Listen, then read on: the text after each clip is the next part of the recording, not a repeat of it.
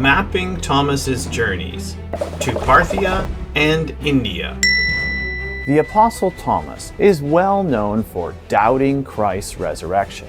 And yet, this doubting disciple would have a miraculous transformation, traveling farther away from Jerusalem than any of the 12 disciples, leaving an impact upon the world that is still felt to this day. Thomas, also known as Didymus, meaning twin, was likely born in Galilee, though no exact hometown is identified.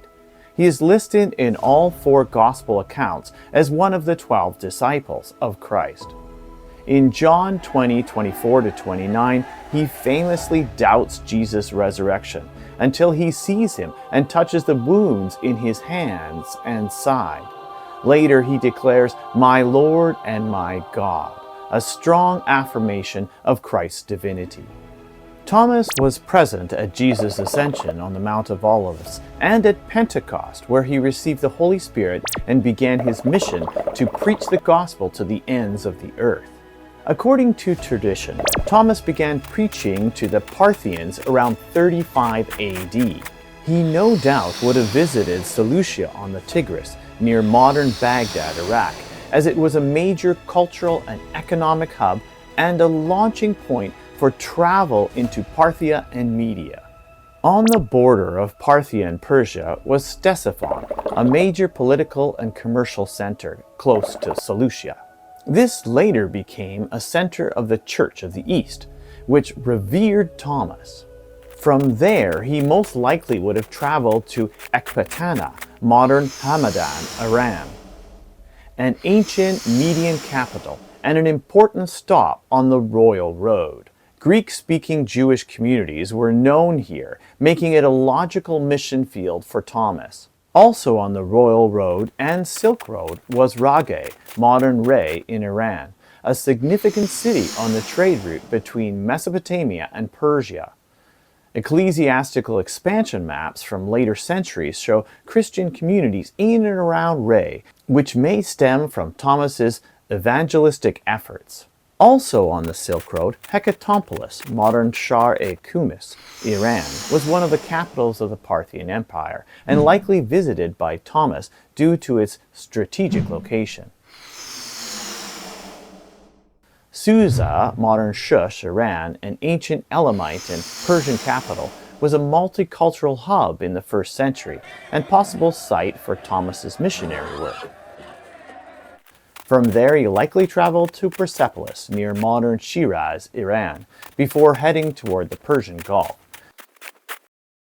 Though its political power had waned, Persepolis remained symbolically important as the former capital of the Achaemenid Persian Empire. Thomas may have embarked on his journey to India from Chirac's Spasinu, near modern Basra, Iraq, as it was a trade port on the Persian Gulf and a gateway to the sea routes to India. However, Syrian Christian traditions claim that he preached in Bactria, modern Afghanistan, around 45 to 50 AD, before traveling to India. In 52 AD, he landed in Muziris, or Kranganur, modern Kodungallur, Kerala, India, on the Mylapore coast. From there, he founded the 7.5 churches of Kerala. Number 1. Kodungallur, represented today by Mar Thoma Pontifical Shrine. Number 2. Palayur, represented by the St. Thomas Syro-Malabar Church in Palayur. Number 3. Kota Kavu in Paravur, represented today by the St. Thomas Syro-Malabar Church in Kota Kavu. Number 4. Kokamangalam, represented today by the St. Thomas Syro-Malabar Church, Kokamangalam. Number 5. Niranam, represented today by St. Mary's Orthodox Syrian Church in Niranam. Number 6. Nilakal, or Chayal, represented today by the Ecumenical Church of Nilakal. Number 7. Kolam or Kilon, represented today by Kolam St. Thomas Church. Or possibly Port Kolam Church, and the half church was at Thiruvithamkode, represented today by St. Mary's Orthodox Syrian Church. It was called the half church, probably due to its smaller size or temporary nature. It was also a little farther away from the other 7 churches Thomas founded. However, the St. George Forain Church in Aruvithura also claims to be the half church of St. Thomas.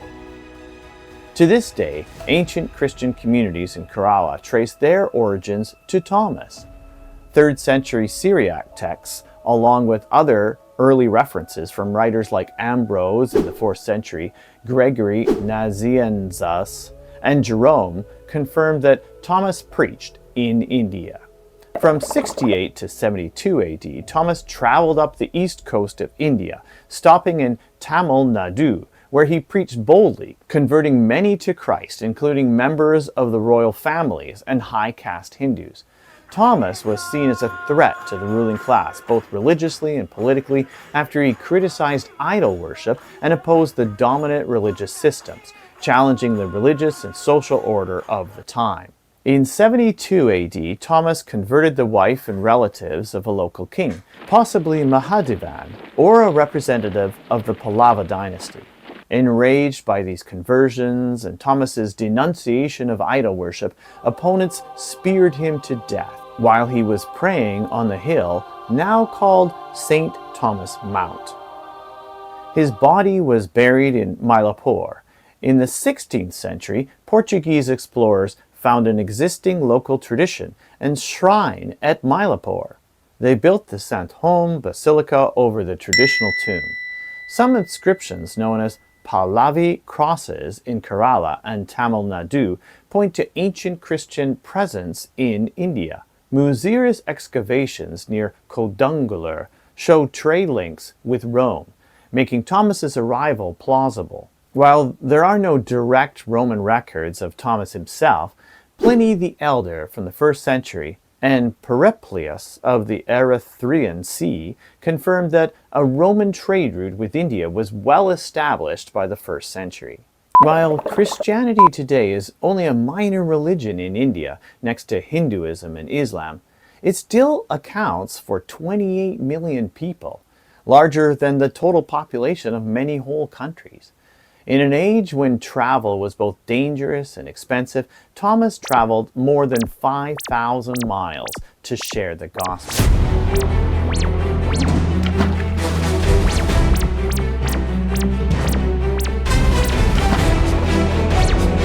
Once known for doubting the resurrection, Thomas became one of the most diligent and fearless missionaries of all the apostles, and an amazing example for all Christians to follow.